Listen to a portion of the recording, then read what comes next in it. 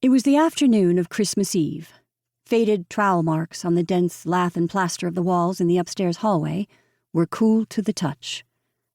Though thick layers of old-world horsehair and plaster dampened the transfer of noise, the tarnished brass ceiling lamps in the parlor below squeaked and wobbled in tune with the children's unsupervised playtime above. "I'm a fire-breathing dragon," said the smallest of the two little girls as she swayed side to side and whipped around within the confines of the narrow corridor. A small chunk of plaster dropped from a crack in the wall. She stopped, still, captivated by a visible cloud of warm vapor in front of the crumbling framework. "Don't be a dummy, you're not a dragon, you're a reindeer," her sister replied, kicking the plaster to the side. "And you gotta start sounding your R's. You're not a baby no more." For Izzy and Rosa, their energetic game of make-believe served as a fun and practical method to keep the blood flowing until the heating kicked in. Theirs was a private drama club with an exclusive membership of 2. It was their special time together, away from the grown-ups and their whispered secrets. A chance to be kids, to goof around without an audience to subdue their exuberant play.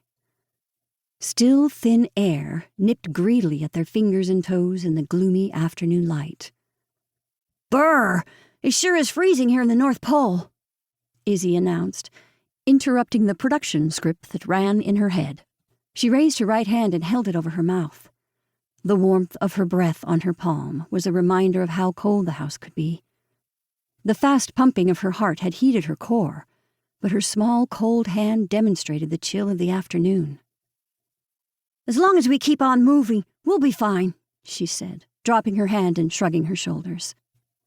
Rosa puckered her bow-like lips and puffed a short series of toasty breaths into the 2 tiny circular voids that formed in the space between her small blue-veined thumb and forefingers.